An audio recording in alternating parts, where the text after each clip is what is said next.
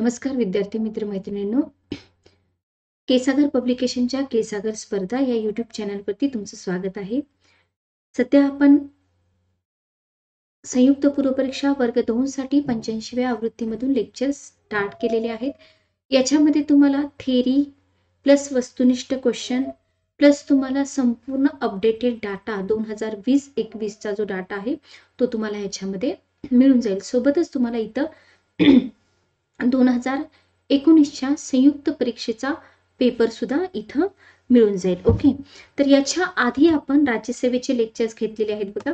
राज्यसेवा 28व्या आवृत्तीमधून आपण लेक्चर्स घेतलेले आहेत. 28वी आवृत्ती. ठीक आहे, तर हे लेक्चर्स तुम्ही बघू शकता, तुमच्या पुढच्या राज्यसेवेसाठी तुम्हाला उपयोगी पडतील. ओके, जे विद्यार्थी STI मुख्य परीक्षा देणार आहेत, STI मुख्यसाठी बऱ्याच विद्यार्थ्यांनी मला पुस्तक विचारलं होतं. तर भारतीय अर्थव्यवस्था, जागतिकीकरण, उदारीकरण, खासगीकरण हे पुस्तक तुम्हाला मेन्ससाठी उपयोगी पडेल. सोबतच हे पुस्तक तुम्हाला राज्यसेवा पूर्व परीक्षा, तुमची कंबाईनची पूर्व परीक्षा, डिपार्टमेंटलची पूर्व परीक्षा, सगळ्याच पूर्व परीक्षा आणि स्पेशली STI मुख्यसाठी उपयोगी पडेल. नागेश गायकवाड सरांचं पुस्तक आहे, हे तुम्हाला पी साठी उपयोगी पडेल. याच्यामध्ये तुम्हाला 2020 ची सगळी अधिकृत आकडेवारी सुद्धा मिळून जाईल. आता ज्यांचा स्कोर चांगला आलेला आहे राज्यसेवेचा, त्या विद्यार्थ्यांनी मराठी इंग्रजीची तयारी चालू करायला पाहिजे. तर केसागर पब्लिकेशनची भरपूर पुस्तकं आहेत मराठी इंग्रजीची. तर 43वी सुधारित आवृत्ती इंग्रजीची तुम्ही घेऊ शकता. याच्यामध्ये बघा, तुम्हाला पूर्वीच्या एक्झाम मध्ये जे काही वस्तुनिष्ठ प्रश्न येऊन गेले ते पण आहेत. सोबतच तुम्हाला इथं 7 सॅम्पल क्वेश्चन पेपर्स आहेत आणि याच्यामध्ये 23 प्रकरणं तुम्हाला दिलेली आहेत. बेस्ट बुक आहे. सोबतच इतर पण तुम्हाला इंग्रजीची पुस्तकं मिळून जातील. आत्ताचा जर तुम्ही राज्यसेवेचा पेपर बघितला असेल तर आधुनिक भारताचा इतिहास याच्यावरती तुम्हाला क्वेश्चन थोडेसे डिफिकल्ट दिसले असतील, किंवा प्राचीन भारत असेल, मध्ययुगीन भारत असेल, तर केसागर पब्लिकेशनची बुकलिस्ट तुम्हाला आपल्या चॅनलवरती दिलेली आहे. बुकलिस्ट बघून घ्या. आपल्याला असं वाटतं की एखादा 2 मार्काचा क्वेश्चन आला तर काय फरक पडणार आहे, किंवा आपण तो क्वेश्चन इतर सब्जेक्ट मधून कव्हर करूया, पण असं नसतं. पुढे जाऊन तुम्हाला मेन्सला ही क्वालिटी बुक्स वाचावीच लागतात. तर हिस्ट्रीचे बरेच पुस्तक आहेत केसागर पब्लिकेशनचे, मी बुकलिस्ट मध्ये दिलेलं आहे. आणि लवकरच तुम्हाला 1 ते 2 दिवसात तुम्हाला राज्यसेवा मेन्सची बुकलिस्ट पण मिळून जाईल. संपूर्ण बुद्धिमापन आणि संपूर्ण अंकगणित सुधारित विस्तारित ही 2 पुस्तकं सगळ्या एक्झामसाठी, सगळ्या म्हणजे तुम्ही राज्यसेवा देताय, तुम्ही कंबाईन देताय, तुम्ही लिपिक, ग्रामसेवक, आरोग्यसेवक, कुठली पण एक्झाम तुम्ही देताय. ठीक आहे, तर त्याच्यासाठी ही 2 पुस्तकं तुम्हाला उपयोगी पडणार आहेत. आता तुमची सर्वात मोठी ऍडव्हर्टाइज आहे गट क सेवेची 900 जागांसाठी, बरोबर. तर याच्यासाठी सुद्धा आपल्या पब्लिकेशनचा सेपरेट ठोकळा मार्केटमध्ये आलेला आहे, तुम्ही मागवू शकता. इथे तुम्हाला 2 वेबसाईट दिलेत, केसागर ऑनलाईन आणि kesagar.com. सोबतच तुम्ही ई-बुक सुद्धा मागवू शकता. ओके, आणि आता मेन्सची तयारी करणारे विद्यार्थी, मराठीची भरपूर पुस्तकं आहेत केसागर पब्लिकेशनची. त्यापैकीच एक लीला गोविलकर मॅडमचं पुस्तक येतं मराठी शब्दसंग्रह म्हणून, कारण तुमचे मेन्सचे जे मार्क आहेत ते मराठी आणि इंग्रजी हे जे विषय आहेत तर या विषयांवरती खूप डिपेंड करतात, लक्षात ठेवा. इंग्रजी आणि मराठी अत्यावश्यक निबंध. आता राज्यसेवा मेन्सला तुम्हाला निबंध लिहावे लागतात. तर निबंध फक्त तुम्हाला असे म्हणजे शाळेत असल्यासारखे लिहून चालतील का? नाही. तर तुम्ही क्लास 1 साठी एक्झाम देताय तर तुम्हाला त्या लेवलचे निबंध लिहावे लागतात. ठीक आहे, ओके. चला, तर पुढे जाऊया आपण. सोबतच कंबाईन मेन्स देणारे विद्यार्थी, सेकंड पेपर तुमचा खूप इम्पॉर्टंट असतो, संबंधित कायदे. ओके, तर याच्यामध्ये तुम्हाला या पुस्तकामध्ये जे काही कायदे आहेत तुमच्या एक्झामसाठी अतिशय साध्या सोप्या शैलीमध्ये दिलेले आहेत. क्लिअर? तर हे महत्वाचं असतं बघा. एकच मिनिट थांबा. हे आपल्यासाठी खूप इम्पॉर्टंट आहे, कारण कसं होतं, आता कायद्याचा अभ्यास करायचा म्हणलं की एक तर मुलं प्रिलियम झाल्यानंतर अभ्यासाला चालू करतात, आणि याच्यासाठी तुमची रिव्हिजन पण खूप जास्त असणं गरजेचं आहे. तर या बुकचं वैशिष्ट्य काय आहे, याच्यामध्ये तुम्हाला थेरी तर दिलेली आहेच, सोबतच तुम्हाला फॉर एक्झाम्पल माहितीचा अधिकार आहे, तर त्याच्यावरती जवळजवळ 150+ क्वेश्चन तुम्हाला प्रॅक्टिससाठी दिलेले आहेत. त्याच्यामुळे काय होतं, तुमची बेस्ट रिव्हिजन पण होऊन जाते. ओके, ही झाली पुस्तकांबद्दल माहिती. आता आपण 85व्या आवृत्तीमधून बरेच लेक्चर्स घेतलेले आहेत, अजून पण आपण घेत आहोत कंबाईनसाठी. तर आज आपण आधुनिक भारताचा इतिहास महाराष्ट्राच्या विशेष संदर्भासह काही इम्पॉर्टंट पॉईंट तुम्हाला ठोकळ्यामध्ये दिसतात आणि त्या इम्पॉर्टंट पॉईंट मधूनच तुम्हाला कंबाईनला क्वेश्चन मिळतील. तर ते इम्पॉर्टंट पॉईंट आपण आज डिस्कस करणार आहेत. व्यवस्थित लक्ष देऊन ऐका आणि तिथून तुम्हाला इतर एक्स्ट्रा पॉइंट्स पण मिळून जातील. ओके, तर बघा इथे तुम्हाला हे लक्षात ठेवामुळे एक भाग येतो ठोकळ्यामध्ये. तर तुम्हाला आधुनिक भारताचा विशेषतः महाराष्ट्राचा इतिहास. आता आपण जर विचार केला तर आपल्याला पहिला काय सांगितलं जायचं की फक्त 11वीचं पुस्तक करा, तुमचं काम होऊन जाईल. पण आता तसं आहे का? आता तसं नाहीये. तुम्हाला क्वालिटी बुक्स वापरावीच लागतात. ओके, तर इथले जे पॉइंट्स आहेत ते पॉइंट आपण व्यवस्थित डिस्कस करूया, जेणेकरून तुमचे जे मार्क आहेत ते मार्क तुमचे जाणार नाहीत. तर पहिला पॉइंट तुम्हाला इथं दिलेला आहे की डॅश डॅश हा पोर्तुगीज प्रवासी इसवी सन 1498 मध्ये भारताच्या पश्चिम किनाऱ्यावर कालिकत म्हणजे आताचे कोझिकोड येथे उतरला. कधी कधी आपल्याला काय वाटतं आपण 1857 पासून स्टार्टिंग करतो, तर असं करू नका. आयोग कधी कधी 1857च्या आधीचा सुद्धा हिस्ट्रीचा भाग तुम्हाला विचारू शकतं. आता हा एकच पॉइंट आहे, तर इथं तुम्हाला डेट मध्ये एरर टाकू शकतात. पश्चिम किनाऱ्याच्या ऐवजी पूर्व किनारा देऊ शकतात, बरोबर. तर असे पॉइंट आपल्याला लक्षात ठेवले पाहिजेत. वास्को द गामा हे तर सगळ्यांनाच माहिती आहे, पण जो भाग सगळ्यांना माहिती नसतो किंवा जो भाग तुमच्याकडून चुकू शकतो, अशाच भागामध्ये आयोग काय करत असतं, एरर टाकत असतं. ठीक आहे. त्याच्यानंतर सेकंड पॉइंट आहे की जलमार्गे भारतात आलेला पहिला ज्ञात प्रवासी कोणता? तर कोण होता? वास्को द गामाच होता. आणि मी तुम्हाला असं म्हणेल की वास्को द गामाबद्दल तुम्ही जास्त माहिती नका वाचू, जितकी माहिती तुम्हाला ठोकळ्यामध्ये दिलेली आहे. सोबतच तुम्हाला मी व्ही बी पाटील सरांचं एक पुस्तक सांगेल, बेस्ट बुक आहे. आधुनिक भारताचा इतिहास नावाचं एक पुस्तक त्यांचं येतं, वस्तुनिष्ठ स्वरूपामध्ये येतं. महाराष्ट्राचा इतिहास येतं. खूप छान पुस्तक आहे त्यांची, तुम्ही वापरू शकता. आता पुढचा पॉइंट बघा, इंग्रजांनी भारतातील पहिली वखार कोठे स्थापन केली?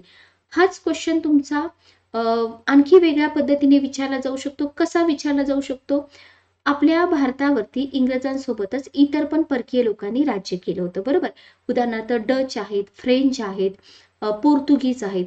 तर काय करतील, तुम्हाला डच, फ्रेंच, पोर्तुगीज यांच्या पण वखारी आणि इंग्रजांच्या वखारी याच्यामध्ये तुम्हाला कन्फ्युजन होऊ शकतं. त्याच्यामुळे तुम्हाला विचारू शकतात की यापैकी कोणत्या वखारी इंग्रजांच्या होत्या, कोणत्या वखारी फ्रेंच लोकांच्या होत्या, बरोबर. तर इंग्रजांची जी पहिली वखार स्थापन झाली होती ती सुरतला झाली होती, हे लक्षात ठेवा. Okay, clear.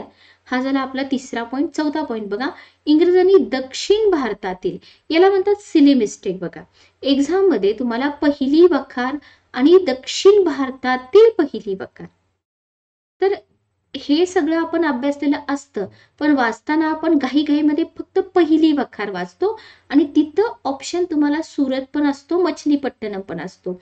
आणि फक्त दक्षिण भारतातील हा शब्द न वाचल्यामुळे होतं काय माहिती का, आपल्याला माहित असून सुद्धा आपण चुकीचं उत्तर तिथं देऊन टाकतो. तर दक्षिण भारतातील जर तुम्हाला पहिली वखार विचारली, ती पण तुम्हाला इथं डेट पण दिलेली आहे 1611 मध्ये. तर दक्षिण भारतातील पहिली वखार 1611 मध्ये मछलीपट्टणम या ठिकाणी स्थापन केलेली होती. Okay, clear. त्याच्यानंतर पुढचा पॉइंट बघा, इंग्रजांची मद्रास मधील वखार तेथे बांधलेल्या किल्ल्यामुळे डॅश डॅश या नावाने प्रसिद्ध होती. तर इंग्रजांची जी मद्रास मधली वखार होती, म्हणजे आता इथे एक पॉइंट काय क्लिअर झाला आपल्याला, इंग्रजांची पहिली वखार सुरतमध्ये होती, दक्षिण भारतामध्ये त्यांची मछलीपट्टणम या ठिकाणी एक वखार होती, सोबतच मद्रासमध्ये पण त्यांची एक वखार होती, ती प्रसिद्ध होती फोर्ट सेंट जॉर्ज या नावाने. Okay, clear. बघा हे पॉइंट तुम्ही याच्या आधी पण अभ्यासले असतील, आपण थोडेसे आता आणखी जास्त रिवाइज करतोय. ओके, पुढचा पॉइंट बघा, इसवी सन 1699 मध्ये ईस्ट इंडिया कंपनीने बंगालमधील गोविंदपूर, सुतानुती आणि कलिकता या 3 गावांची जमीनदारी मिळवली आणि याच गावांचे पुढे डॅश डॅश या शहरात रूपांतर झाले. याला स्टार करा, हा पॉइंट नवीन आहे किंवा व्हॅल्यू ऍडिशन म्हणून हा पॉइंट तुम्ही तुमच्या नोट्स मध्ये ऍड करू शकता. तर 1699 मध्ये ईस्ट इंडिया कंपनीने बंगालमधील कोणत्या 3 गावांची जमीनदारी मिळवली किंवा कोणती 3 गावं मिळून त्याचं रूपांतर पुढे कोलकाता या शहरामध्ये झालं? तर गोविंदपूर, सुतानुती आणि कलिकता.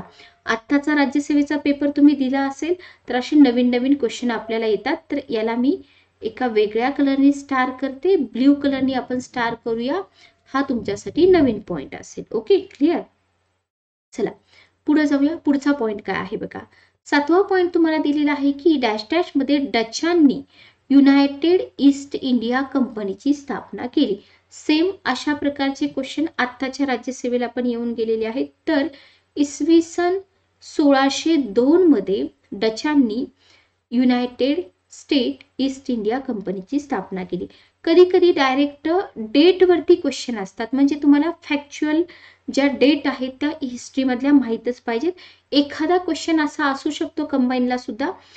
पेपरचं वैशिष्ट्य असतं बघा. फॉर एक्झाम्पल पॉलिटीचे क्वेश्चन आहेत, तर पॉलिटीचे समजा 12 क्वेश्चन विचारले, 12 पैकी 3 क्वेश्चन तरी आर्टिकल बेस असतात. तसंच हिस्ट्रीचं पण आहे, तुम्हाला काही क्वेश्चन डायरेक्ट त्या डेट वरती विचारले जातात. Okay, clear. तर 1602 डचांनी युनायटेड स्टेट ईस्ट इंडिया कंपनीची स्थापना केली. इसवी सन 1757 मध्ये डॅश डॅश येथे झालेल्या लढाईतील विजयामुळे भारतातील ब्रिटिश साम्राज्याची मुहूर्तमेढ, हा शब्द लक्षात ठेवा, रोवली गेली. तर आपल्याला माहिती प्लासीची लढाई. आता प्लासीची लढाई असेल, बक्सारची लढाई असेल, तर या ज्या लढाया आहेत ना याच्याबद्दल तुम्हाला डिटेलमध्ये वाचायचंय. कारण का माहिती का, जिथं कुठं समझोते झालेले आहेत ना, फॉर एक्झाम्पल तुम्हाला टिपू सुलतान बद्दल एक क्वेश्चन आलेला होता.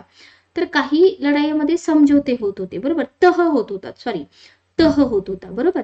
तर त्या तहामध्ये कोणत्या गोष्टी मान्य केलेल्या होत्या, काय कंडिशन ठेवलेल्या होत्या, बरोबर, त्याच्यावरती आयोग तुम्हाला क्वेश्चन विचारतं. तर जेव्हा तुम्ही हे पॉइंट्स करता तेव्हा तुम्ही लगेचच प्लासीच्या लढाईबद्दल वाचून घ्या. आता ठोकळ्यामध्ये पण तुम्हाला हे सगळं दिलेलं आहे, पण सोबतच तुम्ही जर व्ही.बी. पाटील सरांचं पुस्तक वाचलं किंवा तुम्हाला बरेच खूप छान छान पुस्तकं मिळतात. वतू देशपांडे सरांचं पुस्तक आहे, बरोबर. त्याच्यानंतर तुम्हाला गायधनी सरांची पुस्तकं मिळतात महाराष्ट्राच्या इतिहासाची, जी पुढे तुम्हाला राज्यसेवा मेन्सला सुद्धा उपयोगी पडतात. तर 1757 मध्ये कोणती लढाई झाली होती? प्लासीची लढाई. तुम्हाला 2 पॉइंट्स एकत्र करून विचारले जातात, प्लासीची लढाई आणि बक्सारची लढाई, बरोबर. तर हा झाला आपला 8वा पॉइंट. 9वा पॉइंट बघा. 23 जून 1757 मध्ये भारतातील मध्ययुगाचा अस्त झाला आणि अर्वाचीन युगाचा प्रारंभ झाला. हे उद्गार कोणाचे? मध्ये मध्ये हा पॅटर्न थोडा बंद झाला होता, पण आता राज्यसेवेला तुम्हाला विचारलेला आहे.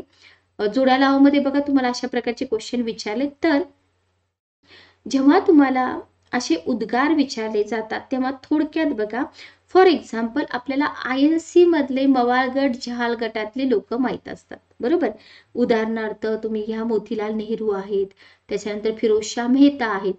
तर या लोकांचं, राजेंद्र प्रसाद आहेत.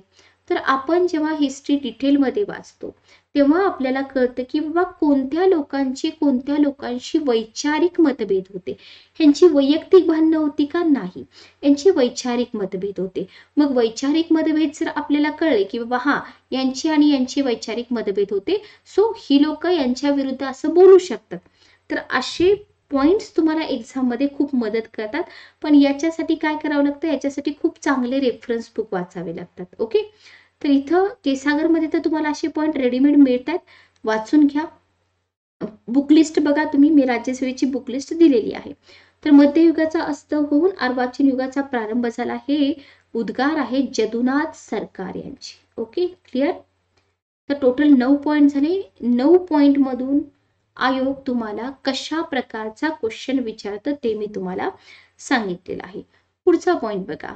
जसं मी तुम्हाला इथं बोलले की नाही, कोणत्या लढाईतील विजयामुळे मुहूर्तमेढ रोवली, तसंच तुम्हाला एक क्वेश्चन विचारला जातो की डॅश डॅशच्या लढाईतील निर्णायक विजयाने इंग्रजांच्या भारतातील राजवटीचा पाया पक्का झाला. म्हणजे आधी मुहूर्तमेढ रोवली प्लासीच्या लढाईनं, आणि 1764 मध्ये कधी कधी सिंपल क्वेश्चन असतात कंबाईनला. एका बाजूला तुम्हाला डेट दिलेले असतात, एका बाजूला तुम्हाला लढाया दिलेल्या असतात, जोड्या लावा.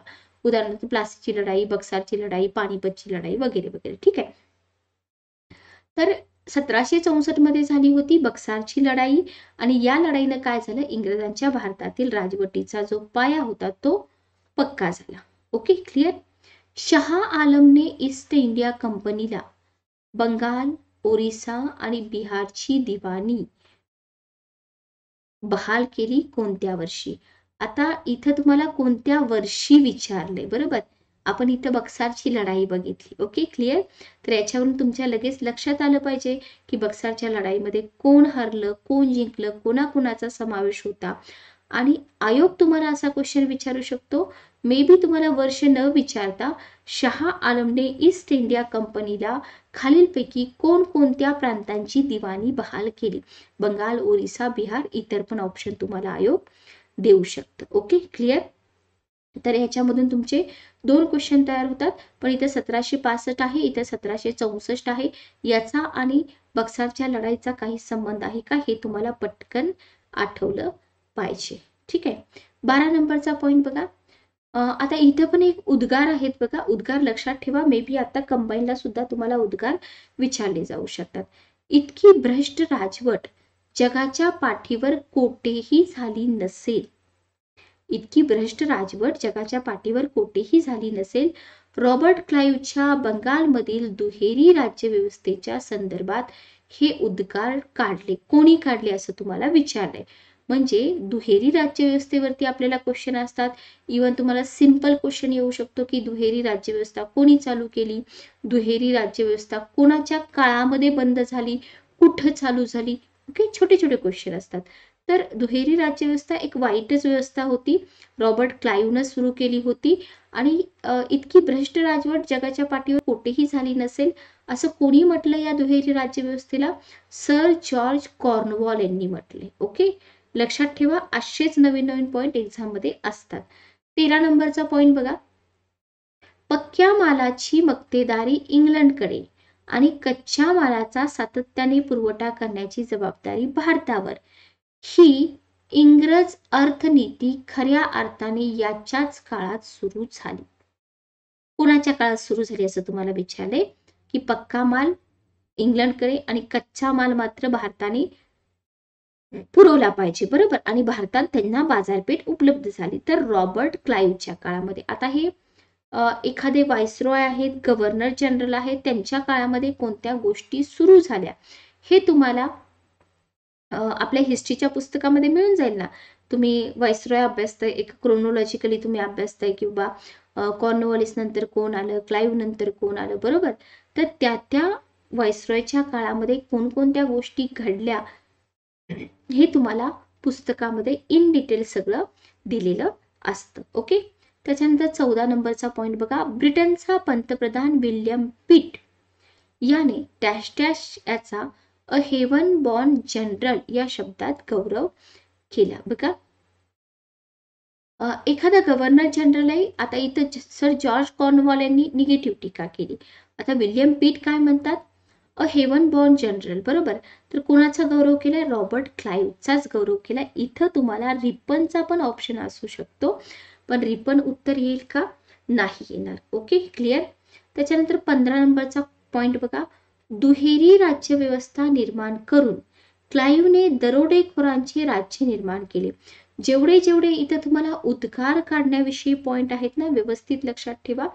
तर दुहेरी राज्यव्यवस्था इतकी वाईट होती की त्याच्यावरती जॉर्ज कॉर्नवॉल यांनी निगेटिव्ह पॉइंट काढले.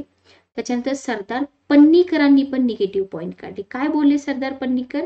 की दुहेरी राज्यव्यवस्था निर्माण करून क्लाईव्हने दरोडेखोरांचे राज्य निर्माण केले. Okay, clear. त्याच्यानंतर आहे 16 नंबरचा पॉइंट. ब्रिटिश पार्लमेंटने रेग्युलेटिंग ऍक्ट किंवा नियामक कायदा संमत केला. आता याच्या आधी आपण इंडियन पॉलिटी जेव्हा शिकत होतो किंवा मी तुम्हाला ठोकळ्यामधून पण काही भाग घेतलेला आहे इंडियन पॉलिटीचा, तर तिथं आपल्याला घटनात्मक पार्श्वभूमीमध्ये हे 8 कायदे जे आहेत ना, तर हे 8 कायदे अभ्यासावे लागतात. रेग्युलेटिंग ऍक्ट किंवा नियामक कायदे, आणि विचारलेही जातात एक्झाम मध्ये, त्यातल्या तरतुदी विचारल्या जातात. तर ब्रिटिश पार्लमेंटने रेग्युलेटिंग ऍक्ट किंवा नियामक कायदा संमत केला 73 मध्ये. Okay, clear. त्याच्यानंतर क्लाइव्हने सुरू केलेली दुहेरी राज्यव्यवस्था रद्द केली. क्लाइव्हने सुरू केलेली दुहेरी राज्यव्यवस्था रद्द केली. कोणी रद्द केली? वॉरन हेस्टिंग यांनी रद्द केली.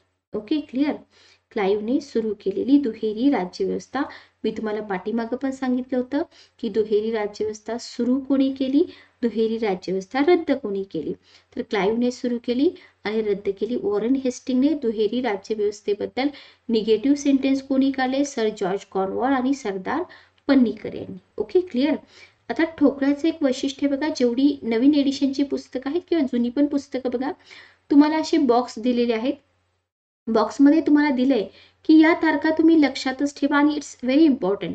प्लासीची लढाई 23 जून 1757, वॉन्दिवॉसची लढाई 22 जानेवारी 1760 आणि बक्सारची लढाई 22 ऑक्टोबर 1764. आता हे का लक्षात ठेवायचं? तर तुम्हाला सिक्वेन्स लावा म्हणून पण क्वेश्चन असतो. प्लासीची लढाई, वॉन्दिवॉसची लढाई, बक्सारची लढाई, बरोबर. तर हे तुम्हाला जोड्या लावामध्ये विचारू शकतात, क्रोनॉलॉजिकली क्रम लावामध्ये विचारू शकतात. त्याच्यामुळे असे पॉइंट ना बिलकुल विसरायचे नाहीत. तर हे आहे आपला ठोकळा. 248 पेज नंबरवरचे पॉइंट्स मी तुमच्यासाठी घेते. जर ठोकळा तुमच्याकडे नसेल तर मागवा. 84व्या आवृत्तीमधून जवळजवळ 42 क्वेश्चन आलेले आहेत कंबाईनला आणि डेफिनेटली 45व्या आवृत्तीमधून पण क्वेश्चन येणार. याच्यानंतर 18 नंबरचा पॉइंट बघा. आता आपण आलो वॉरन हेस्टिंग पर्यंत, बरोबर. क्लाइव्ह करून आपण हेस्टिंग पर्यंत आलो. बघा हे पॉइंट सुद्धा ना तुम्हाला एका सिक्वेन्सनेच दिलेले आहेत, असं नाही की कुठून पण कुठला पण पॉइंट दिलेला आहे. तर जिल्हा न्यायालयांची स्थापना सर्वप्रथम करण्याचे श्रेय कुणाकडे जाते? असे फॅक्च्युअल क्वेश्चन संयुक्त पूर्व परीक्षेला विचारले जातात. तर जिल्हा न्यायालयांची स्थापना करण्याचं जे श्रेय आहे ते वॉरन हेस्टिंग यांच्याकडे जातं. ओके, लक्षात ठेवायचं, फॅक्च्युअल आहे. आता इथे तुम्हाला दिलेलं आहे की वॉरन हेस्टिंगने सदर निजामत अदालत, आता आपण काय बोललो की न्यायालयांची स्थापना. मग बघा, समजा तुम्हाला हा पॉइंट न विचारता तुम्हाला जर हा पॉइंट विचारला की मुर्शिदाबाद या ठिकाणी सदर निजामत अदालत कोणी स्थापन केली.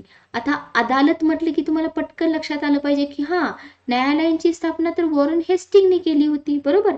त्याच्यामुळं असं नाही की तो पॉइंट एक्झाम मध्ये आला तरच तुमचा फायदा होणार आहे. एकदा का तुम्हाला माहित झालं, एकच मिनिट थांबा, एकदा का तुम्हाला माहित झालं की या पॉइंटशी रिलेटेड महत्वाचे पॉइंट काय आहेत तर तुम्हाला त्याचा डेफिनेटली फायदाच होतो. आता तुम्हाला हेस्टिंग बद्दल आणखी काय विचारू शकतात बघा. हेस्टिंग बद्दल आणखी बऱ्याचशा गोष्टी विचारू शकतात की बाबा युरोपीय व्यक्तींना मुर्शिदाबाद मध्ये कैदेत टाकले होते वगैरे वगैरे. पण सगळ्यात जास्त इम्पॉर्टंट काय आहे? न्यायालयांची स्थापना. पण उलटा क्वेश्चन जर विचारला, डायरेक्ट सदर निजामत अदालत विचारली तुम्हाला, मुर्शिदाबाद या ठिकाणी आहे, कोणी स्थापन केली? तर ती स्थापन केली वॉरन हेस्टिंग यांनी. कारण का? जिल्हा न्यायालयांची स्थापना करण्याचं जे श्रेय आहे ते कोणाकडे जातं? ते जातं वॉरन हेस्टिंग यांच्याकडे. Okay, clear. त्याच्यानंतर 20 नंबरचा पॉइंट बघा. कोणाच्या कारकिर्दीत आग्रा येथे अपिलाच्या न्यायालयाची स्थापना केली गेली? Very very important. आता जिल्हा न्यायालय झाले, बरोबर. आता तुम्हाला अपिलाचं न्यायालय म्हटलंय तर विल्यम बेंटिंग. ओके, पुन्हा एकदा रिपीट करते मी. तर जिल्हा न्यायालय विचारलं तर वॉरन हेस्टिंग. तुम्हाला विचारले काय? अपिलाचे न्यायालय तर विल्यम बेंटिंग. Okay, clear. सार्वजनिक सेवेत 21 नंबरचा पॉइंट बघा. सार्वजनिक सेवेत भारतीयांचा समावेश करण्याचे धोरण स्वीकारणारा पहिला गव्हर्नर जनरल कोणता? चांगली गोष्ट आहे, बरोबर. ज्या सार्वजनिक सेवा आहेत त्याच्यामध्ये भारतीयांचा समावेश करा असं धोरण स्वीकारलं कोणत्या गव्हर्नर जनरलनं? तर लॉर्ड विल्यम बेंटिंग, ठीक आहे, यांनी स्वीकारलं. अपिलाचं न्यायालय पण त्यांनी स्थापन केलं. Okay, clear. त्याच्यानंतर 22 नंबरचा पॉइंट बघा. लोकसेवकांच्या प्रशिक्षणाच्या उद्देशाने, लोकसेवकांच्या प्रशिक्षणाच्या उद्देशाने, इथपर्यंत तुम्ही थांबा, बरोबर. त्याच्यानंतर 1800 मध्ये याला पण तुम्ही बॉक्स करा. डॅश डॅश याने लॉर्ड वेलस्ली, हा झाला इथला क्वेश्चन. त्याच्यानंतर ठिकाण आहे कोलकाता, फोर्ट विल्यम कॉलेज. बघा, फोर्ट विल्यम कॉलेज विचारतील तुम्हाला, वेदांत कॉलेज विचारतील, हिंदू महासभा विचारतील, काहीही तुम्हाला विचारू शकतात. आता हा पॉइंट तुम्हाला किती प्रकारे विचारला जाऊ शकतो. एक तुम्हाला विचारलं जाऊ शकतं, फोर्ट विल्यम कॉलेजची स्थापना कोणी केली? लॉर्ड वेलेस्लीने केली. कुठं केली? कोलकात्याला केली. कधी केली? 1800 मध्ये केली. कोणत्या उद्देशाने केली? तर लोकसेवकांच्या प्रशिक्षणाच्या उद्देशाने. लक्षात आलं? तर एकच पॉइंट असतो, त्या पॉइंट मधून किती शिकायचं ते आपण ठरवायचं असतं. Okay, clear? कारण आयोग एरर डिटेक्शनचे क्वेश्चन आपल्याला टाकतो. तर कोलकाता 1800 कॉलेजचं नाव, ज्यानं स्थापन केलं त्याचं नाव, आणि आतापर्यंत आयोग उद्देश विचारत नव्हतं, पण आता आयोग उद्देश सुद्धा विचारत आहे. तर लोकसेवकांच्या प्रशिक्षणाच्या उद्देशाने. Okay, clear? त्याच्यानंतर 23 नंबरचा पॉइंट बघा, इसवी सन 1773 मध्ये रेग्युलेटिंग ऍक्ट अन्वये कलकत्त्यास सुप्रीम कोर्ट स्थापन करण्यात आले. हे ऑलरेडी तुम्हाला आयोगाने विचारलेलं आहे बघा. 1773 मध्ये रेग्युलेटिंग ऍक्ट अन्वये कुठं? कोलकात्याला. हे पण तुम्हाला विचारले. कोणत्या रेग्युलेटिंग ऍक्ट अन्वये? हे पण तुम्हाला विचारलेलं आहे. वॉरन हेस्टिंगचा मित्र डॅश डॅश हा या सर्वोच्च न्यायालयाचा पहिला सरन्यायाधीश होता, सर एलिझा इम्पे. ओके, तर हे एलिझा इम्पे तर इम्पॉर्टंट आहेच, पण आपल्याला इम्पॉर्टंट काय आहे? डेट इम्पॉर्टंट आहे, बरोबर? ठिकाण इम्पॉर्टंट आहे, रेग्युलेटिंग ऍक्टची डेट इम्पॉर्टंट आहे. ओके, आणि वॉरन हेस्टिंगचा मित्र सर एलिझा इम्पे हा होता या सुप्रीम कोर्टाचा पहिला सरन्यायाधीश. ठीक आहे. 24 नंबरचा पॉइंट बघा, इंग्रजापासून असलेला धोका ओळखणारा महान राज्यकर्ता म्हणून डॅश डॅश याचा उल्लेख करणे आवश्यक आहे. हैदर अली. हा जो थोडासा जुना भाग येतो ना इतिहासाचा, त्याच्यावरती थोडे क्वेश्चन कमी येतात, पण स्किप करून पण चालत नाही. लक्षात घ्या, तुम्हाला हे कम्प्लीट तर करावंच लागतं, कारण अचानक क्वेश्चन आला तर तुम्ही काय करणार, बरोबर? त्याच्यानंतर पुढचा पॉइंट बघा, असे पॉइंट एक्झामसाठी इम्पॉर्टंट असतात. डॅश डॅश याच्याच कारकिर्दीत विल्किन्स याने भगवद्गीतेचे प्रथमच इंग्रजी भाषांतर केले. बघा, कुणाच्या कारकिर्दीमध्ये? विल्किन्स याने. तर उलट देऊ शकतात तुम्हाला, वॉरन हेस्टिंगच्या ठिकाणी कॉर्नवॉलिस देऊ शकतील, बरोबर? तर हेस्टिंगचा काळ होता, त्या काळामध्ये भगवद्गीतेचं इंग्रजी भाषांतर कोणी केलं असा पण क्वेश्चन येऊ शकतो. तर विल्किन्स यांनी केलं. काय लक्षात ठेवणार तुम्ही? विल्किन्स. Okay, clear? त्याच्यानंतर 26 नंबरचा पॉइंट बघा, डॅश डॅश याच्या कारकिर्दीत इसवी सन 1781 मध्ये जेम्स ऑगस्ट हिक्की याने भारतातील पहिले वृत्तपत्र दी बेंगॉल गॅझेट सुरू केले. आता वृत्तपत्रांबद्दल तुम्हाला आत्ताच्या राज्यसेवेला सुद्धा क्वेश्चन आहे. तेज आहे, तरुण मराठा आहे, असं काहीतरी उल्लेख आहे बघा, पेपरमध्ये बघून घ्या. तर आपल्याला काय करायचंय, आपल्या ठोकळ्यामध्ये वृत्तपत्र जिथून प्रकाशित होत होतं, वृत्तपत्राची भाषा, वृत्तपत्राचे संपादक, वृत्तपत्र किती वर्ष चाललं, सगळे चार्ट आपल्या या 85व्या आवृत्तीमध्ये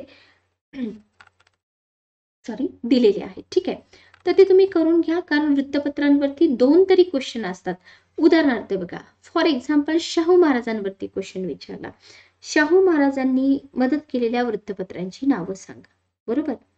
अशा प्रकारचे क्वेश्चन विचारतात का? डेफिनेटली विचारतात. कधी कधी तुम्हाला वृत्तपत्र कुठून संपादित होत होतं, कुठून पब्लिश होत होतं, किती दिवस चाललं, कोणती भाषा होती, असं सुद्धा आयोग तुम्हाला विचारू शकतं. ठीक आहे, तर 1781 जेम्स ऑगस्ट हिक्की पहिलं वृत्तपत्र दी बेंगॉल गॅझेट कोणाच्या कारकिर्दीमध्ये? वॉरन हेस्टिंग यांच्या कारकिर्दीमध्ये. आता एक गोष्ट लक्षात घ्या, तुम्ही म्हणाल की मॅडम ही जी कारकीर्द विचारतात ही लक्षात कशी ठेवायची, तर याच्यासाठी एक बेस्ट ऑप्शन आहे, तुम्हाला भारतातील गव्हर्नर जनरल व्हाईसरॉय यांची लिस्ट मिळते. कुठे मिळते? कुठेही मिळेल, पुस्तकात मिळून जाईल, गुगलवरती मिळू शकते, पण गुगलवरती बघण्यापेक्षा तुम्ही आपल्या पुस्तकामध्ये बघितलेली चांगली आहे. तर आता इथं वॉरन हेस्टिंग म्हणतात, बरोबर? मग वॉरन हेस्टिंगचा टाइम पिरियड काय होता? वॉरन हेस्टिंगचा टाइम पिरियड काय होता? बरोबर, 1785 पर्यंत होते की नाही ते, 1785 पर्यंत, बरोबर. हा, मग याच्यामध्ये आता आपल्याला काय करायचंय की 1772 पासून 1785 पर्यंत हे होते. ओके, क्लिअर, हे झालं. आता याच्यावरून तुम्हाला आणखी काय काय विचारलं जाऊ शकतं बघा. 72 म्हणतात, मग नियमक कायदा जो आहे, नियमन कायदा 73चा, तो पण त्यांच्याच कारकिर्दीमध्ये झाला, बरोबर. बंगाल सर्वोच्च परिषद त्यांच्याच कारकिर्दीत झाली. बंगाल एशियाटिक सोसायटी जी 1784 आहे, त्याची स्थापना पण वॉरन हेस्टिंगच्याच काळात झाली. पिट्स इंडिया ऍक्ट कधीचा आहे? पिट्स इंडिया ऍक्ट 1784चा आहे, बरोबर. हे पण तुम्हाला लक्षात ठेवावं लागेल. त्याच्यानंतर शाह आलम दुसरा या मुघल सम्राटाचं पेन्शन बंद केलं. कुणाच्या काळात? वॉरन हेस्टिंगच्याच काळामध्ये. बंगालमध्ये द्विदल राज्यपद्धती थांबवली, ज्याची सुरुवात क्लाइव्हने केली होती. कोणाच्या काळामध्ये? हेस्टिंगच्या काळामध्ये. जोनाथन डंकन द्वारा नवीन संस्कृत शाळा चालू झाली. कोणाच्या काळात? वॉरन हेस्टिंगच्या काळात. जेम्स ऑगस्ट हिक्कीचे बंगाल गॅझेट, आता जे आपण पाहतोय 1780-81, काही ठिकाणी 80 देतात, काही ठिकाणी 81 देतात. त्याच्यानंतर तुम्हाला आणखी एक पॉइंट विचारला जाऊ शकतो, कलेक्टर पदाची निर्मिती कोणाच्या काळात झाली? यांच्याच काळात झाली, बरोबर. आणि व्हेरी व्हेरी इम्पॉर्टंट, महाभियोगाचा खटला चालवण्यात आलेला पहिला गव्हर्नर जनरल जर कोण असेल तर तो आहे वॉरन हेस्टिंग. ओके, क्लिअर, समजलं इथपर्यंत? कुणाला काही अडचण? अजून काही सांगू शकता तुम्ही? वरती तुम्हाला दिलंय भगवद्गीतेचं चार्ल्स विल्किन्सन यांनी केलेलं भाषांतर, बरोबर. फोर्ट विल्यम सर्वोच्च न्यायालयाची स्थापना, कलकत्त्याला मदरशाची स्थापना केलेलं आहे, ज्याचं नाव आहे आलिया विद्यापीठ. लक्षात ठेवू शकता तुम्ही, आलिया विद्यापीठ आयोग, असे पण क्वेश्चन तुम्हाला विचारू शकतं. त्याच्यानंतर रोहिल्यांचा जो उठाव झाला होता ना 1779ला, तो पण यांच्याच काळात झाला होता. पहिलं आंग्ल मराठा युद्ध 75-82, दुसरं आंग्ल मैसूर युद्ध 80-84 आणि पहिलं रोहिला युद्ध 73-74. हे सगळं कोणाच्या काळात झालं? हे सगळं वॉरन हेस्टिंग यांच्या काळात झालेलं आहे. Okay, clear. असंच तुम्ही काय करायचंय, जसं मी तुम्हाला वॉरन हेस्टिंग बद्दल माहिती सांगितली, आता वॉरन हेस्टिंग नंतर कोण आले होते? वॉरन हेस्टिंग नंतर आले होते सर जॉन मॅकफर्सन, पण हे होते हंगामी, बरोबर. 85 पासून 86 पर्यंत होते, हंगामी होते. यांच्या काळामध्ये विशेष अशा कोणत्याही गोष्टी घडलेल्या नाहीत. मग त्याच्यानंतरचे कोण लक्षात ठेवणार तुम्ही? त्याच्यानंतर आले होते कॉर्नवॉलिस. कॉर्नवॉलिसचा टाइम पिरियड आपल्याला लक्षात ठेवायचा आहे, 86 पासून 93 पर्यंत होते. आणि कॉर्नवॉलिसच्या काळामध्ये जो आतापर्यंत क्वेश्चन आयोगाने विचारला नाही, विचारू शकतात, सनसेट कायदा. सनसेट कायदा नावाचा एक कायदा, ज्याला सूर्यास्त कायदा म्हणतात, कोणाच्या काळामध्ये? कॉर्नवॉलिसच्या काळामध्ये लागू झाला होता, हे लक्षात ठेवा. त्याच्यानंतर भारतामध्ये नागरी सेवेला जर सुरुवात तुम्हाला विचारली तर ती कॉर्नवॉलिसच्याच काळामध्ये झालेली होती, बरोबर. तर जितकं तुम्ही कराल ना तितकं कमी आहे कंटेंट. बघा, 27 नंबरचा पॉइंट आहे की ईस्ट इंडिया कंपनीच्या कारभारावर नियंत्रण ठेवण्याच्या दृष्टीने इंग्लंडचा पंतप्रधान विल्यम पिट यांनी इंडिया ऍक्ट संमत केला. बघा, सोपा पॉइंट आहे, पण कोणी संमत केला? विल्यम पिट यांनी संमत केला, हे आपल्याला माहित पाहिजे. कधी संमत केला? 9 ऑगस्ट 1784. Okay, clear. याच्यानंतर भारतातील ब्रिटिश राजवटीला शह देण्यासाठी नेपोलियनशी संधान साधणारा हिंदी राज्यकर्ता कोण होता?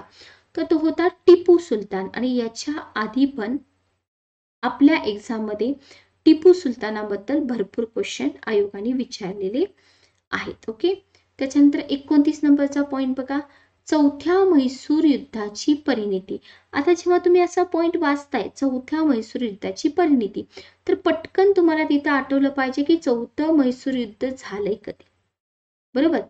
श्रीरंगपट्टणमच्या पाडावात आणि टिपूच्या वीरगतीत झाली. Okay, clear.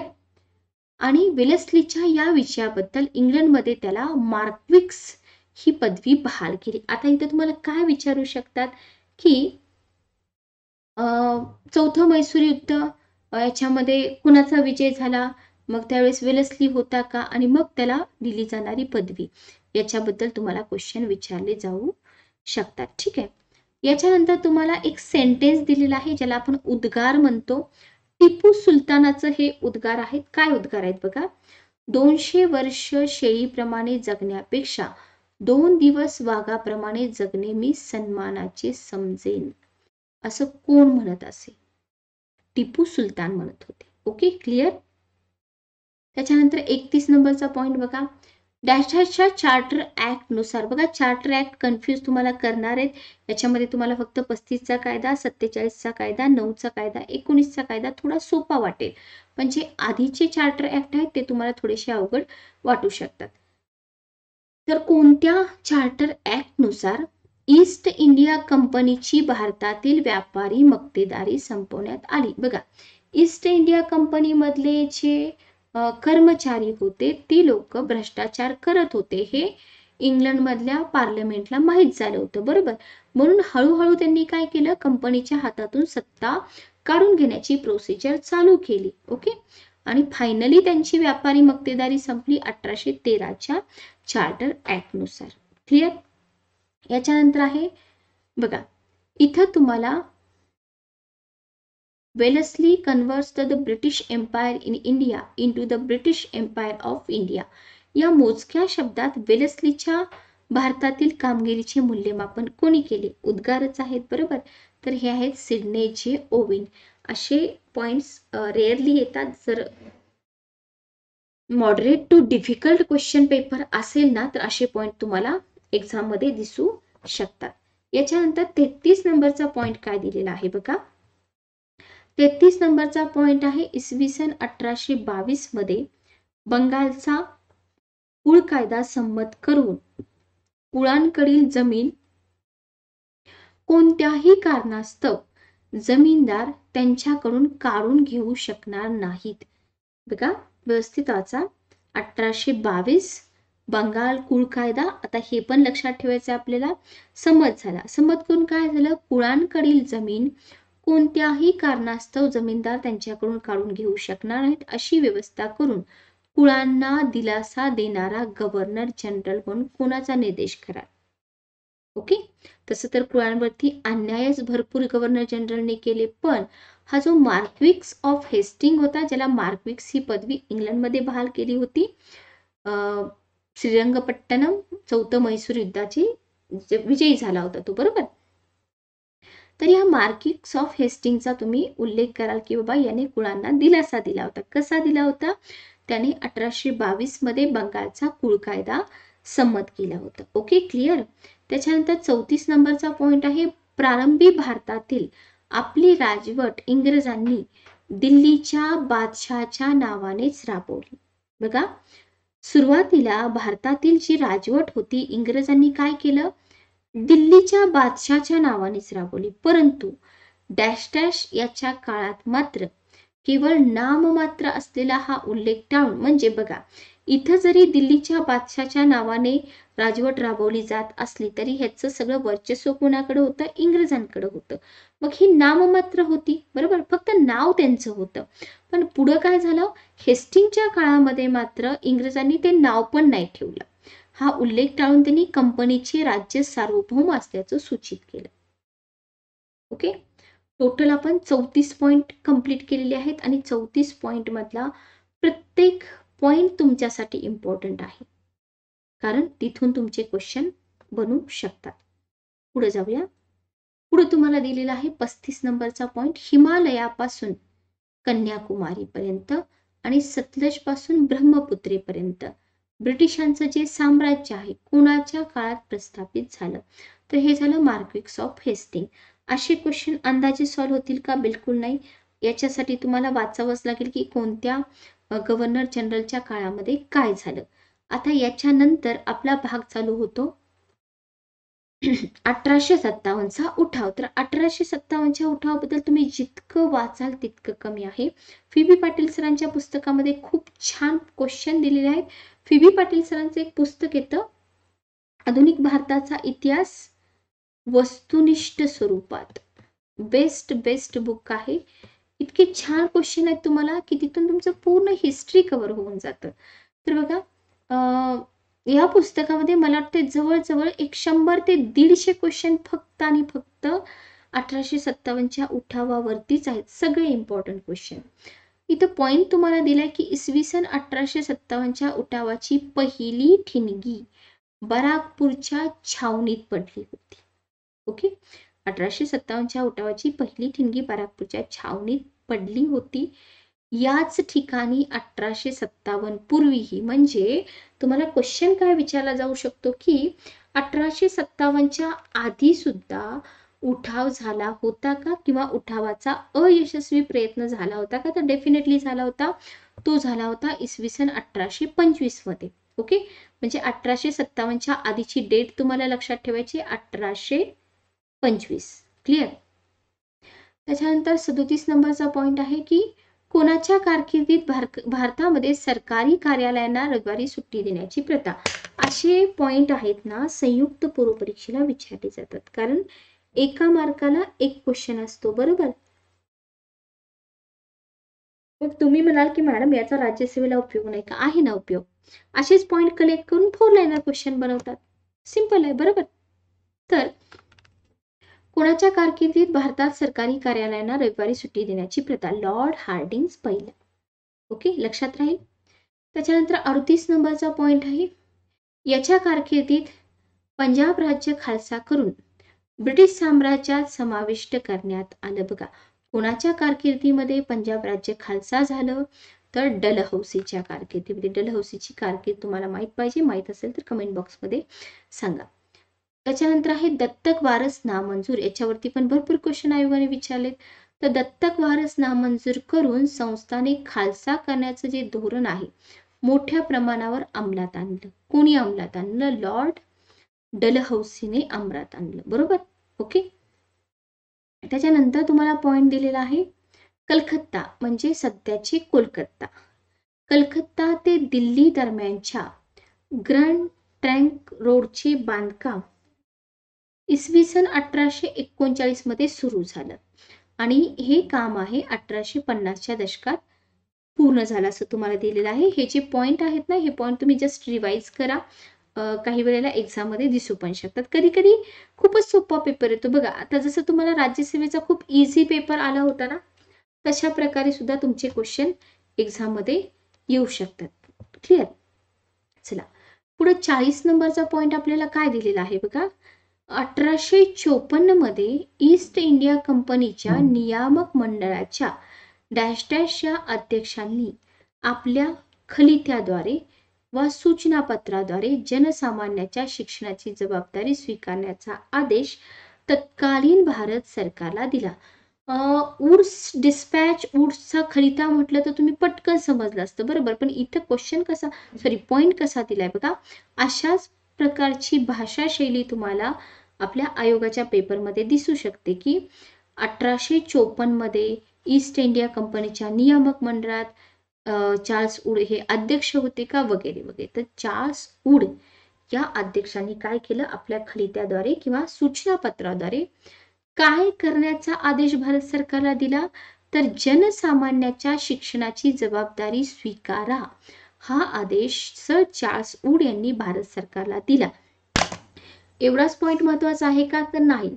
व्ही.बी. पाटील सरांचं पुस्तक काढा, त्याच्यामध्ये तुम्हाला वुड्स डिस्पॅच, वुडचा खलिता मिळेल.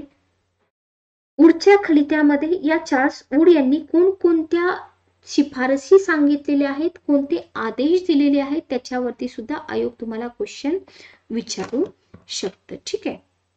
याच्यानंतर आहे 1857चा उठाव घडून आला. हा पण क्वेश्चन विचारलाय कोणाच्या कारकिर्दीत? Question mark. लॉर्ड कॅनिंगच्या कारकिर्दीमध्ये. बरोबर. उठावाची बीजे कोणाच्या कारकिर्दीत रोवली होती? डलहौसीच्या कारकिर्दीत. म्हणजे तुम्ही इथं काय म्हणणार की बाबा कॅनिंगच्या आधी डलहौसी येऊन गेलेले आहेत. क्लिअर.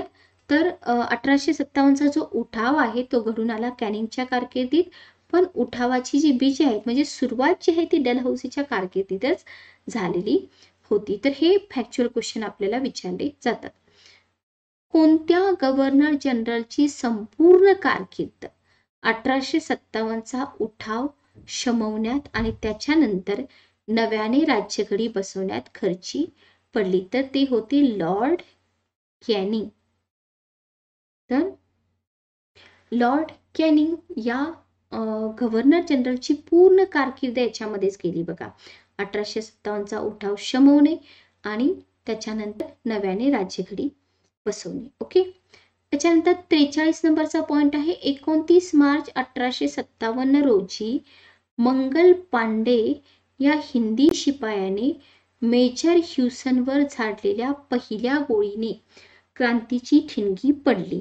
आता कधी कधी हे मंगल पांडे डेट आहे 1857 लक्षात राहू शकते, 29 मार्च विसरू शकते. मेजर ह्युसनच्या ठिकाणी वेगळंच नाव असू शकतं. इथं तर खूप सोपं वाटतं, एक्झाम मध्ये हेच तुम्हाला दिसलं तर सगळं आपलं कन्फ्युजन होऊन जातं. बरोबर. तर व्यवस्थित लक्षात ठेवा. तर ही घटना घडली बराकपूरच्या छावणीमध्ये. ओके. पुढे तुम्हाला विचारलंय हे जे बराकपूर ठिकाण आहे सध्या कुठे येतं? कधी कधी आयोग तुम्हाला जुनी नावं आणि नवी नावं जोड्या लावामध्ये सुद्धा विचारू शकतात. तर बराकपूर हे ठिकाण सध्याच्या पश्चिम बंगाल राज्यामध्ये येतं. ओके. त्याच्यानंतर तात्या टोपेंबद्दल पण आपल्याला क्वेश्चन येतात, टिपू सुलतान बद्दल क्वेश्चन येतात. तर 18 एप्रिल 1859 रोजी तात्या टोपेंना डॅश डॅश येथे जाहीररित्या फाशी दिली गेली. तर ते ठिकाण आहे क्षिप्री. कोणतं ठिकाण आहे? क्षिप्री. ओके.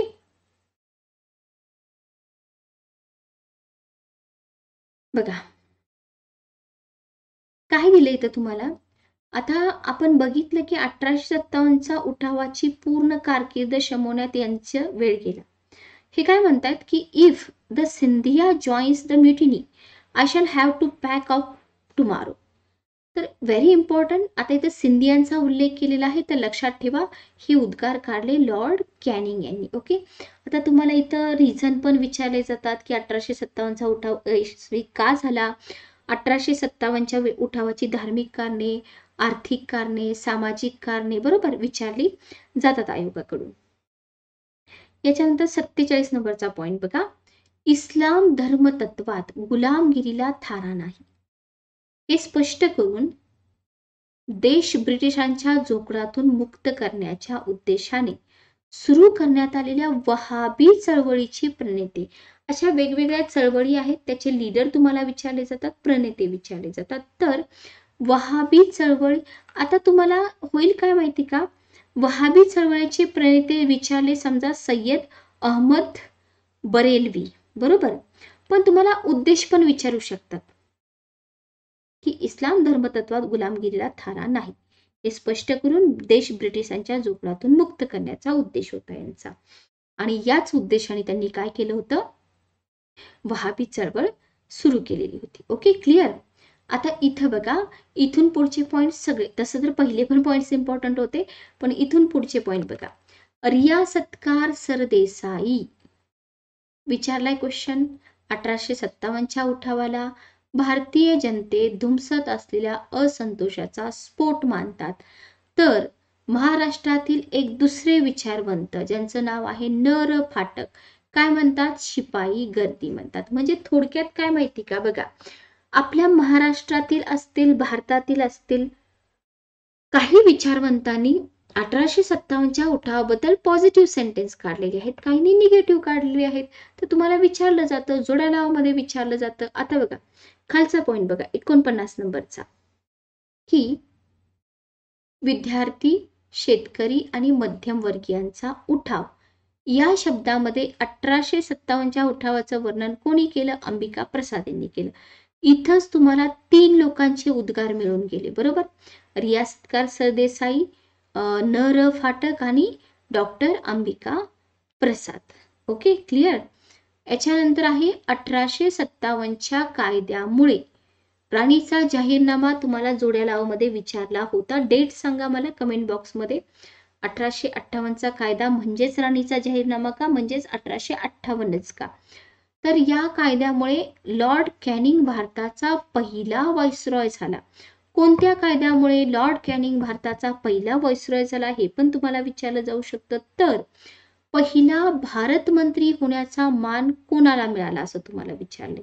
बघा, पहिला भारत मंत्री होण्याचा मान मिळाला लॉर्ड स्टॅनले यांना. Okay, clear.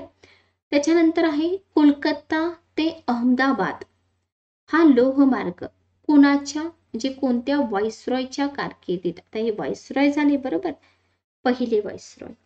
तर हा लोहमार्ग कॅनिंग यांच्या कारकिर्दीत तयार झाला. इम्पॉर्टंट पॉइंट्स आहेत.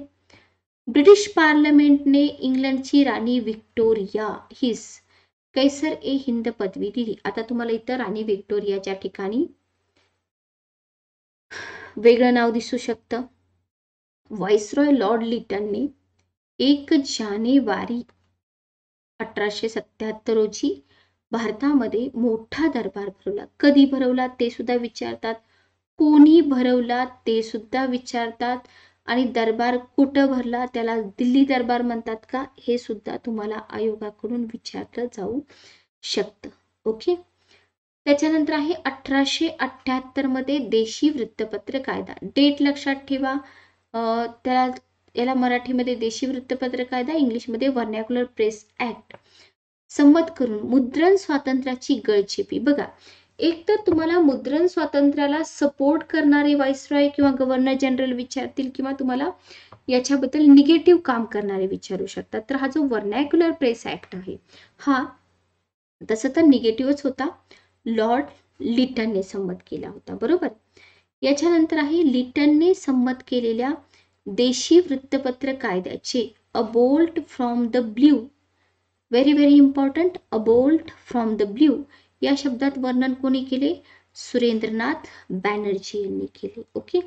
त्याच्यानंतर 55 नंबरचा पॉइंट आहे की लॉर्ड लिटनने संमत केलेल्या वादग्रस्त अशा देशी वृत्तपत्र कायद्याला भारतीयांनी कोणतं टोपण नाव दिलं. एक देशी वृत्तपत्र कायदा, दुसरं व्हर्नॅक्युलर ऍक्ट, आणि भारतीयांनी दिलेलं द गॅगिंग ऍक्ट. क्लिअर. टोटल बघा आपण 55 पॉइंट इथं कंप्लीट केलेले आहेत. याच्यानंतर आहे देशी वृत्तपत्र कायद्याप्रमाणेच 1878 मध्ये संमत केलेला, म्हणजे लॉर्ड लिटनने 2 कायदे असे संमत केले की भारतीय लोक चिडले. एक तर मुद्रण स्वातंत्र्याची गळचेपी केली बरोबर, आणि दुसरा कायदा संमत केला शस्त्रबंदी कायदा. ओके. दुसरा कायदा संमत केला शस्त्रबंदी कायदा. तो कधी 1878 मध्येच. क्लिअर. याच्यानंतर सन 1879 मध्ये स्टॅच्युटरी सिव्हिल सर्व्हिसची स्थापना करून मुलकी सेवेत 1/6 जागा, किती जागा, 1/6, डेट, या सर्व्हिसचं नाव, आणि हे कोणी केली तरतूद, लॉर्ड लिटन यांनी केली, हे पण लक्षात ठेवा. ओके. निगेटिव्ह कामं, आणि आता हे पॉझिटिव्ह वाटतं आपल्याला, पण तसं त्यांचं काम कुठलं पॉझिटिव्ह नाहीच आहे. याच्यानंतर 58 नंबरचा पॉइंट बघा. लॉर्ड लिटन नंतर अधिकार पदावर आलेल्या डॅश डॅश या उदारमतवादी व्हाईसरॉयने, एकच उदारमतवादी होता, भारतीय जनतेस उद्देशून जज me by my acts and not by my words, very important, Lord Ripon बरोबर. लॉर्ड रिपन चांगले होते की नाही, हे लॉर्ड रिपन आवडते होते भारतीयांचे. 59 नंबरचा पॉइंट आहे की याने लॉर्ड लिटनने संमत केलेला देशी वृत्तपत्र कायदा 79 मध्ये संमत झाला होता, 82 मध्ये रद्द केला, आणि भारतीयांना मुद्रण स्वातंत्र्य बहाल केलं, म्हणून हे प्रिय झाले भारतीयांमध्ये. कोण होते, लॉर्ड रिपन. Okay, clear. याच्यानंतर तुम्हाला बॉक्समध्ये काही पॉइंट दिलेत बघा.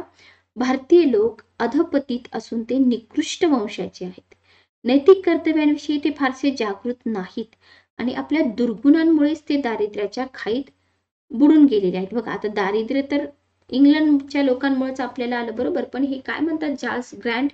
कोण होते हे चार्ल्स ग्रँट, बोर्ड ऑफ कंट्रोलचे अध्यक्ष होते. काय म्हणतात की भारतीय लोक अधपतित आहेत, निकृष्ट वंशाचे आहेत, नैतिक कर्तव्यांविषयी फारसे जागरूक नाहीत, आणि आपल्या दुर्दैवामुळेच ते दुर्गुणांमुळे दारिद्र्याच्या खाईत काय झालेले आहेत, बुडून गेलेले आहेत. तर असे सेंटेन्स सुद्धा आयोगाकडून तुम्हाला विचारले जाऊ शकतात. बरोबर.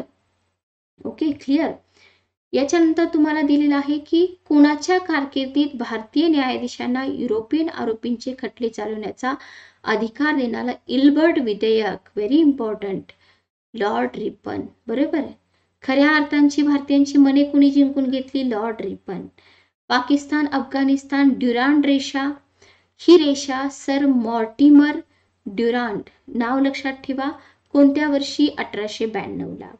लिटनने स्थापन केलेली स्टॅच्युटरी सिव्हिल सर्व्हिस कोणी बंद केली, लान्सडाउसने बंद केली. याच्यानंतर आता हे सोपे पॉइंट आहेत म्हणून मी थोडंसं फास्ट लिहिते.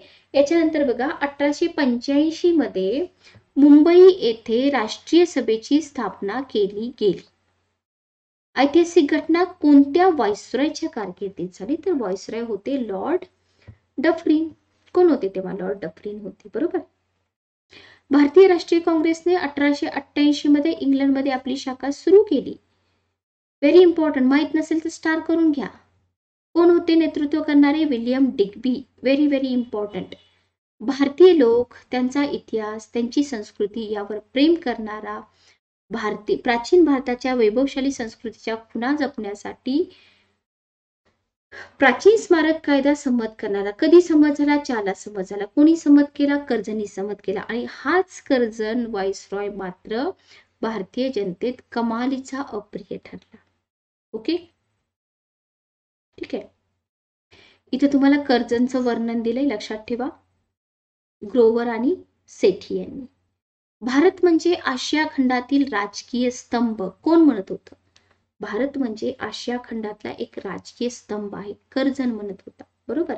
आणि संस्थानिकांच्या मुलांना लष्करी शिक्षण उपलब्ध व्हावं म्हणून इम्पेरियल कॅडेट कोरची स्थापना कोणी केली, कर्जन यांनी केली. तर जवळजवळ आज आपण 69 पॉइंट्स कंप्लीट केलेले आहेत. उद्याच्या लेक्चरमध्ये पुन्हा आपण हिस्ट्रीचे पॉइंट्स काही कंप्लीट करणार आहोत. तर लेक्चर कसं वाटलं तुम्ही मला कमेंट करून सांगा.